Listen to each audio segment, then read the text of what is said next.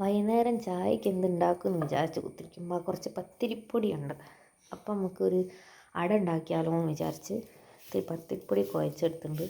എന്നിട്ട് അതിലേക്ക് ഇത്തിരി തേങ്ങയും പഞ്ചസാരയും കൂടി, പഞ്ചസാര എത്രയും മധുരം വേണ്ട വെച്ചാൽ അതിനനുസരിച്ച് ചേർത്താൽ മതി. എന്നിട്ട് പ്രസ്സിൽ വെച്ചിട്ട് സാധാ പത്തിരി ചുടൂലേ അതേപോലെ ആക്കിയെടുത്തിട്ട് അതിലേക്ക് തേങ്ങ ഫില്ല് ചെയ്തിട്ട് അടുപ്പത്തിട്ട് നമ്മൾ ചപ്പാത്തിയൊക്കെ ചുടൂലേ അതേപോലെ ആക്കിയെടുക്കുക.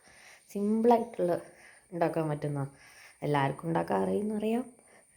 മുപ്പത്തി പിന്നെ എന്താ അടുത്ത പണിയെന്ന് പറഞ്ഞ് കുത്തിരിക്കുക. എൻ്റെ അടുത്ത് വന്നിട്ട് ഒരാൾ സഹായിക്കാൻ വേണ്ടി നിൽക്കുക, പ്രസ്സിൽ പരത്തിയിട്ട്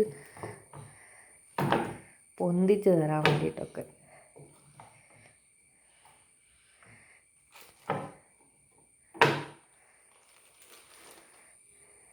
ഇങ്ങനെ പത്തിരി പോലെ ആക്കി വെച്ചിട്ട് തുടരുത് അതിലേക്ക് ഇങ്ങനെ ഫില്ലിങ് ആക്കി വെക്കുക. എന്നിട്ട് ജസ്റ്റ് ഇവിടെ നമ്മോട് മടക്കി കൊടുക്കുക, ഇങ്ങനെ ആക്കുക.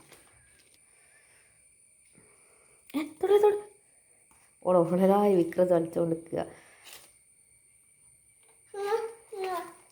ഇത് എന്നിട്ട് എടുത്തിട്ട് പത്തിരി പ്രസ്സിലേക്ക് ഇട്ട് കൊടുത്താൽ മതി, വേറെ ഒന്നുമില്ല.